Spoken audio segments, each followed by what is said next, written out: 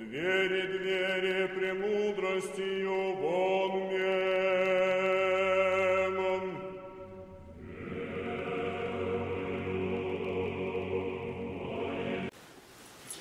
Good evening and welcome again to Canadian Orthodox Broadcasting.ca at the Monastery of All Saints of North America.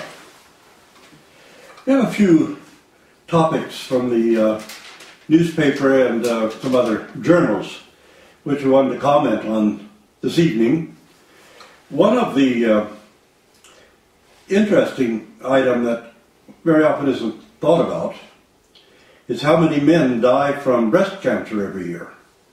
Of course, it's nothing like how many women die of breast cancer, but in the United States, there are about 1,910 cases of men with breast cancer this past year. And 440 men died this past year, that is 2011, from breast cancer. And I thought it was worth mentioning because I realized that men not being aware that they could get breast cancer might not respond to some of the signs of it. And they're pretty much the same as they are for women. If you have a lump in your breast that remains, then you should go and see a doctor about it. Men, of course, would never probably think to run a hand over their chest around the breast area and check for a lump or something that feels a little bit painful in the breast. But men have mammary glands also, and they can get breast cancer as well. And I suspect the number of breast cancer cases in men has increased. It's probably fairly rare, but has increased a bit because of the pseudoestrogens in the atmosphere that we're dumping into the groundwater and that sort of thing. But remember that, female is the default gender. And for a fetus to become male, it has to be sort of defeminized and then masculinized. So some of the same problems that we associate with women's cancers or women's illnesses can also appear in men as well. So I thought perhaps some of you would like to be reminded of this so that you men, if you have any of those symptoms common to breast cancer, you should certainly get it checked out and not dismiss them thinking, well, men can't get breast cancer, because men die from breast cancer also, some. Now, there's another interesting item that we've discussed a little bit before, and particularly after the Future 2045 conference in Moscow, where I spoke, and that is the advance in robotics and avatarism. Now, a lot of you who play computer games might be familiar with avatars, where you decide an avatar who represents you in the game. And the fact that we're developing avatars that are more and more human-like eventually, and really would be a kind of almost a humanoid. Now there's a process talked about downloading the human mind into robots and into avatars. And this probably will come to pass in a short time, where the whole segments or portions or aspects of the human mind can be downloaded into an avatar. One of the more positive offshoots of this robotic program has been the way it helps people who are paralyzed or partly paralyzed to actually move or function again. And sometimes patients are so paralyzed or crippled that even robotics attached to their bodies don't help much. But they do have robotic arms and robotic units that can help these people by performing simple tasks for them. For example, a robotic arm can bring a person a drink, and they can drink then from a soda straw coming out of the container. The robotic arm is controlled by the thought waves of the person. In other words, their brain waves. By thinking it, they command the robotic arm to do what they're thinking. And we've seen this a little bit in computer games, but mostly in computer games, the controller through the eye movements. You move your eyes and you play the whole computer game with your eyes without using your hands at all. There also have been developing weapons in the avatar programs, which can be controlled by the mind, by thought patterns. And we see this developing more and more. In this particular case, the brain gate system works a mechanical arm. In this case, it basically brings food and drink to the woman's mouth. But she controls it completely with her thoughts, completely by the brain. And this is kind of fascinating because the brain itself is communicating directly with the machine through the brain waves. The machine then is really reading the thoughts of the person and following the instructions that are given through their thoughts.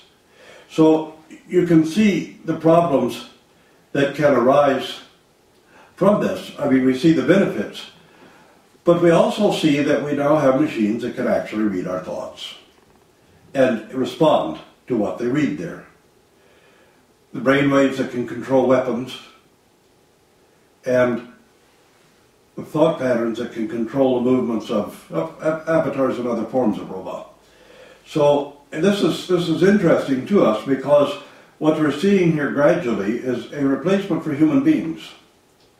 So many of the robotic developments have been made in industry so that you can eliminate jobs and manufacture something more cheaply.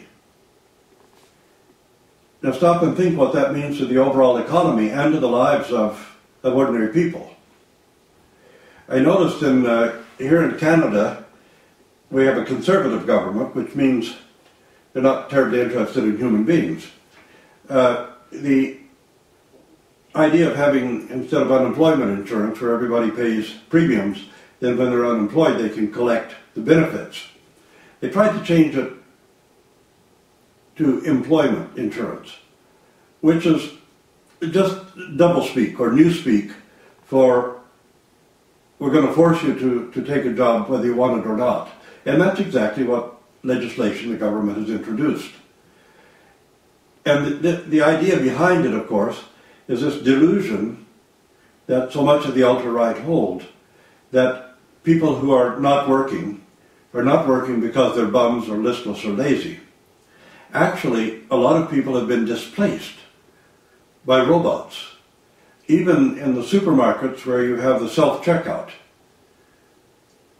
one person can operate or work with up to 6 or even 8 self-checkout units, just to be there in case there's a problem, in case something goes wrong, in case there's a question about some product.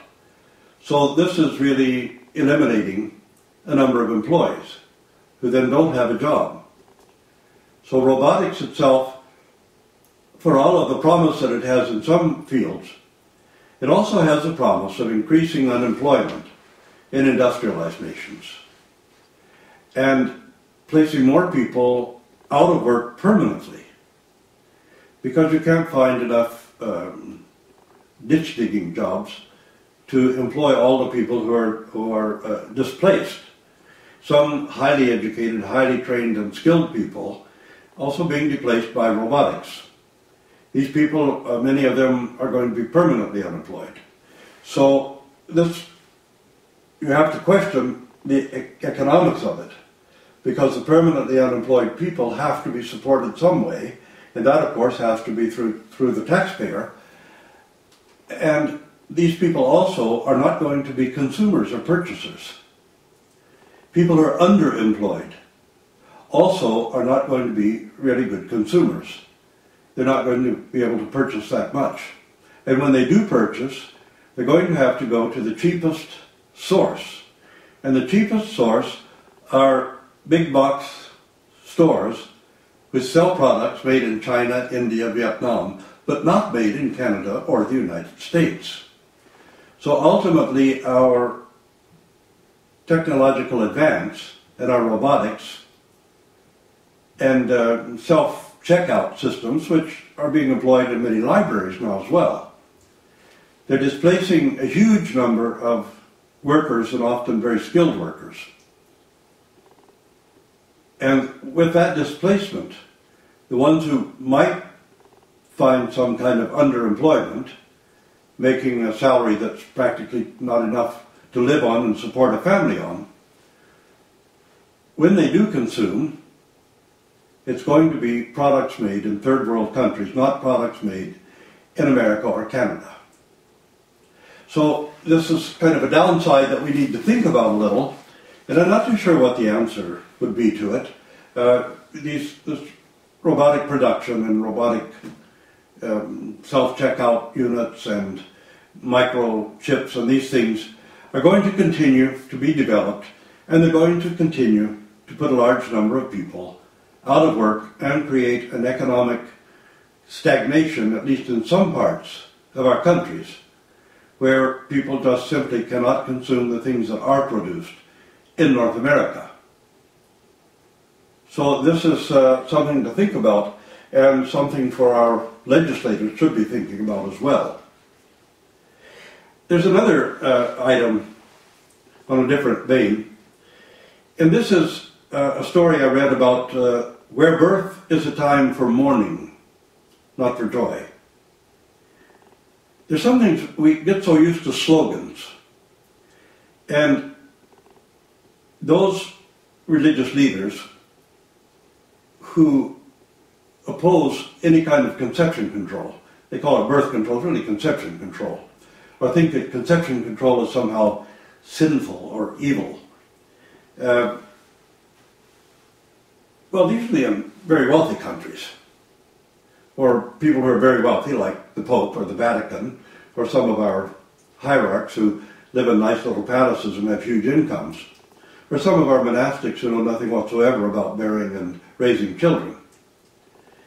But in places like Mali and other poor African nations, we cannot accept the slogan, you should not hinder conception because the child is a gift of God and a source of joy, and one should always rejoice in the pregnancy. That is almost an obscene statement. And I think that people who really hold and push that are sometimes a little bit on the depraved side. Why? Well, let's go back to places like Mali, almost every African nation, most of Southeast Asian nations, and a few South American nations. There's a high level of infant mortality, but there's also a very high rate of maternal mortality. And the problem in these poor countries, such as Bangladesh, Pakistan, Mali, and the other African, particularly sub-Saharan Africa, of every 1,000 live births in Central Africa, 9 mothers die in giving birth. Another 1,000 children who are born alive, 100 of them will die before they're 1 year old. Another 200 will die before they reach the age of 5. And every child born into one of these families increases the possibility that the other children who already exist in the family are going to starve. They're going to be hungry, their system's going to be weakened, so they're going to be subject to more disease, more being crippled, and more mortality. Every one child born into a family of 3 children increases by 75% the chance that the children are going to be malnourished, sick, disabled, crippled, blind. So this is something that we have to think about in terms of reality, not in terms of cute slogans. Many of these children who pass the age of 5 will die before their teenage years, or be totally disabled or blind before their teenager years are upon them, and certainly before the teenage years are finished. There were many organizations such as the Aga Khan's Fund and the Canadian Muskoka Fund, the Millennium Project by the United Nations, trying to remedy these things. But the fact is, there is no remedy, ultimately, because the population outstrips the food supply almost everywhere. And in these areas where women have no control over their own bodies, where they're regularly raped, sometimes gang raped by soldiers and terrorists, and they bear children, they can't, in the Islamic world, of course, which takes in a lot of sub-Saharan Africa, Bangladesh, some other, Indonesia, and other countries, Pakistan. Men can rape their wives anytime they want to, and they keep their wives regularly pregnant. There cannot be enough food resources to feed the number of children who will actually survive as a result of the United Nations Millennium Development Goal, the Canadian Muskoka Plan, which puts about $3.8 billion a year into trying to save these children and these mothers, and the Aga Khan's Fund. 358,000 mothers died from childbearing in 1 year. 7.6 million children died before they were 5 years old. That's 900 children dying every hour of every day, of every week, of every month, of every year. 900 children die every single day. And many of them die because their families are too big, because they have more children than can possibly be fed. And that equals malnutrition. Malnutrition equals more illness, more critical illness, a lower immune system, and the collapse of agriculture in so many countries. And there will be much more collapse of agriculture, by the way. 1/3 of China's arable farmland is now out of production. A nation with 7 or 8 billion people, and 1/3 of their agricultural land is now out of production, have become Dust Bowl. The Gobi Desert is expanding into all parts of China, even threatening the capital city of Beijing. And the only mass abortions that you have there and in India, countries like that, are of course the extermination of girl fetuses, female fetuses. Sometimes when a female is born, she's left to the elements or allowed to die or suffocated with a pillow. These are real issues. 99% of maternal deaths occur in poor nations, third world countries. 75% of child deaths occur in Africa and Southeast Asia.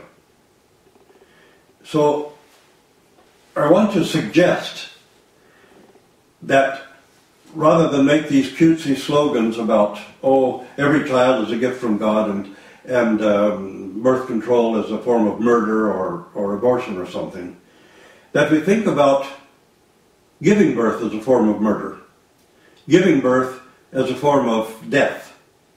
Death to mothers, death to 7.6 million children a year from various causes, but largely because there are too many children being born into a world that cannot support them. And rather than have abortions, we should have conception control. And these celibate, very wealthy religious leaders who condemn conception control should be made to contribute 90% of their income to the support of the children who are born because conception control is not used. That would be at least somewhat fair. So the next time any of you religious leaders want to condemn conception control on a general and broad basis, why don't you volunteer to donate 90% of your income for the maintenance and health of the children who are going to be born because conception control is not used. Now another, I think, a rather troublesome issue before us today. You know, I like to look at things that are more positive. Sometimes there are, sometimes there aren't. But somehow we can't just ignore reality and what's happening in our world around us. Directed energy weapons that use wave beams to cause pain with hyper-electrical brain stimulation that boosts soldiers' abilities in combat, and pharmaceuticals that create psychiatric disorders or disorient people's brains. These are all being developed, some of them for weapons in war, others for controlling our own population in America, in Canada, in Britain, in Western Europe. Because military experts and technologists, strategians, realize that there are going to be huge economic displacements in the near future, and that several economies are going to collapse totally, and that there are going to be riots and perhaps even revolutionary movements in Western nations. Consequently, the directed energy weapons that use brainwave beams, some of these cause intense heat, and people can't tolerate the heat. The heat increases and increases to such a degree that people have to flee from before the heat waves. They'll do a lot of damage to people, and we won't know how much damage until after they're actually in use. But the directed energy weapons are really designed for domestic use, not for use in foreign wars, but for domestic use. Electrical brain stimulation that boosts soldiers' abilities in combat, in other words, a technological way of keeping them fighting longer because they don't feel their exhaustion and the stress. This is already developed. These things are already developed. They're not something that is yet to come. Neuroscience and military conflicts is big research and big money. Billions of dollars have been spent on it already. The ability to control weapons with brainwaves by thinking where they should go and what they should do, and the ability to deploy weapons without human beings following them. In other words, a carrier can take a directed energy weapon broadcaster forward without anybody being directly involved in moving that vehicle itself, but moving it remotely, and can disperse a very huge crowd by emitting these waves that create this huge heat that's unbearable to people. And of course a lot of damage will be done by it. So these are things that are taking place in our world, in the technological world and in the science world. So one of the problems, I think, that comes to mind in these, particularly in religious schools or religious universities, where people are teaching fake science, or not teaching science at all, is that people can, in these fake science classes, and let's be honest, scientific creation is a lie, and the people who sponsor it know very well that they're lying, and yet claim to be moral. They're teaching fraudulent and fake science, which undermines people's ability to respond to the scientific and technological things that they should be opposing in a very strong way. And to understand, to have the capability of understanding what's really going on in the military science, now, primarily military science that we're concerned with, because these things are being developed for domestic use against our own citizens. And yet people who are taking fraudulent science under the auspices of religious people are going to be totally incapable of understanding or comprehending what's going on here. And consequently, I think should be prime targets for Antichrist. The other one thing that I want to just caution people about a little is pretending you know something about genetics when you don't, or what genes do and what genes don't do. The splicing of genes to try to cure hereditary illnesses, genetic illnesses, manipulating genes creating artificial life forms now by inserting DNA, and artificial DNA, not even already existent DNA, but computer-generated DNA, can be inserted into a life form and create a completely artificial life form by using artificial DNA, or artificially structured DNA. And these things are very serious.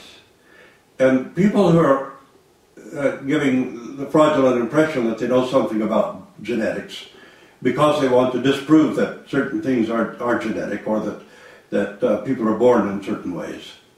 What they're actually doing is undermining people's defenses and making it more impossible for them to be prepared to understand the things that are going on and really oppose those things that need to be opposed. Now, I noticed down in America that sexuality is the biggest part of the election campaigning, particularly among the Tea Party people. And I have to say again that I've read quite a bit and listened quite a bit to the Tea Party movement. And what has happened is that the most ignorant members of the society, the most backward, unknowing members of the society, have taken control of a major political party and have focused their whole energies on issues about their views of sexuality. And all these other things are taking place. The military is preparing to use huge new technological weapons against you, the citizens of America, the citizens of Canada, the citizens of Britain. Not foreigners, not foreign wars. And with gene splicing and the creation of new artificial life forms with artificial DNA, all these other things, these political movements in the United States are paying absolutely no attention to it, or to the enormous problem of the artificial estrogens, which are distorting sexuality in every species, including humans. So these are issues that, because of fanaticism, hysteria, fear, fixation,